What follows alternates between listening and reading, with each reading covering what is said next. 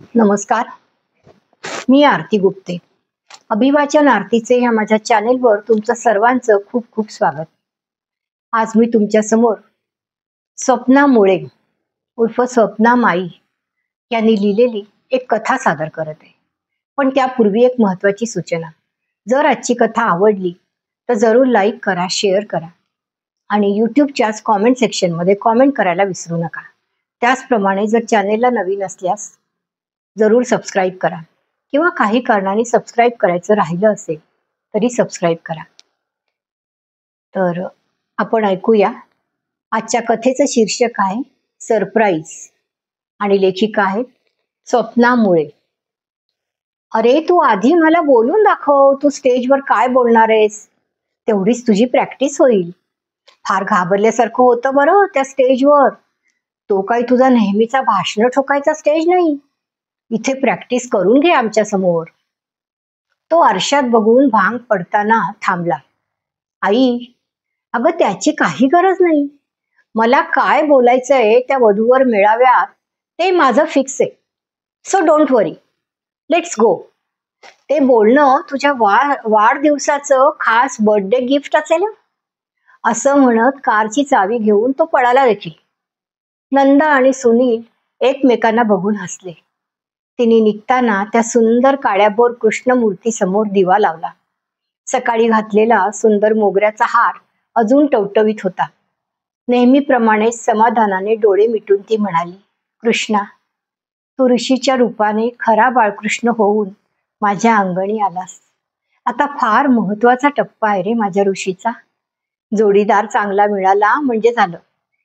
तेवढ्यात बाहेरून जोरात हॉर्न आला. सुनीलने नंदाचा हात पकडला. चल लवकर, उशीर होईल आपल्याला. दोघे गाडीत येऊन बसले.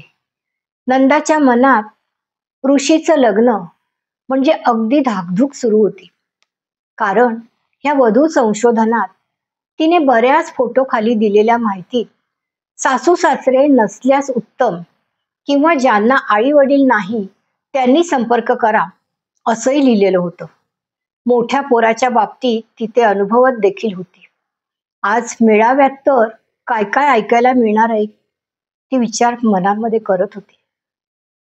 छोट्याशाच हॉलमध्ये सगळी तयारी दिसली. 101 खुर्च्या, छान बारीक सनई आणि छोटंसं फुलांनी सजवलेलं स्टेज. खरं तर नंदा आणि सुनील ह्या ग्रुपवर वधू शोधणं नकोच होतं. त्याचा हट्ट इथे येण्याचा, इथं स्पष्ट बोलून विवाह ठरतात हे तो ऐकून होता. 51 वधूवर आलेले दिसत होते. प्रत्येक जण येऊन अगदी आत्मविश्वासाने आपल्याला हव्या असणाऱ्या जोडीदाराच्या अपेक्षा सांगत होता. नंदाला आश्चर्यच वाटत होतं. किती बदललं सगळं. आपल्या वेळी काही बोलायची हिंमतच नव्हती आणि आता मुलं मुली किती सरसावून बोलत आहेत. मग वधूवरांचे पगार, शिक्षण सगळंच किती एकाच अडी एक. स्त्री पुरुष समानता बाळगणारा मुलगा असाच हवा. कमावणारी जोडीदार हवी. घरकामात 50% मदत करणारा. एकुलता एक, एकटा राहणारा. आई वडील असतील तरी जवळ नको. दोन्ही वेळेस गरम जेवण देणारी, लाजता येणारी. या अपेक्षा प्रत्येकाच्या बोलण्यात ऐकू येत होत्या. मग ऋषीचा नंबर जवळ आला तसं नंदालाच धडधडायला लागलं. ऋषीने नाव, शिक्षण सांगितलं. जातीच्या बंधनात न अडकणारं विवाह मंडळ होतं हे, त्यामुळे तो उल्लेख नव्हताच. ऋषीने घरची माहिती दिली आणि मला माझ्या आई बाबांसह स्वीकारणारी सहचारिणी हवी आहे असं सांगितलं.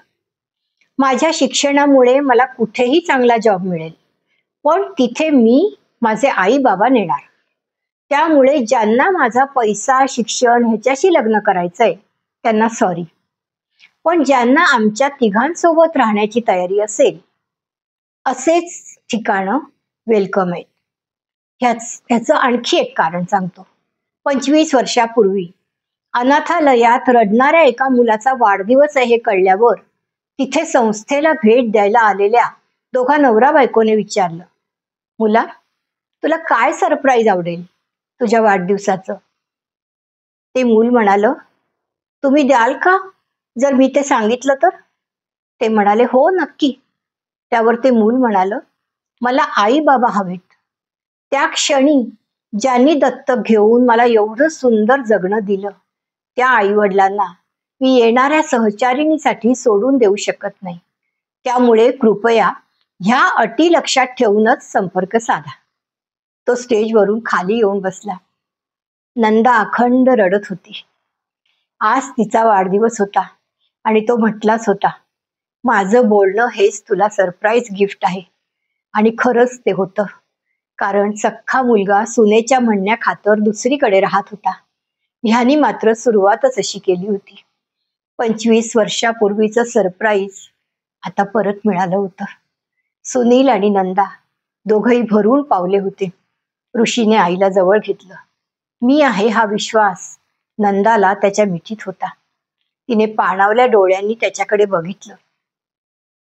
तिला आता त्याच्या चेहऱ्याच्या जागी काळी कृष्णमूर्ती दिसत होती.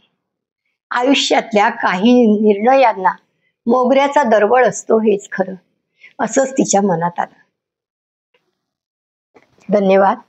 लेखिका आहेत स्वप्ना मुळे उर्फ स्वप्ना माई आणि सादर करती आरती गुप्ते.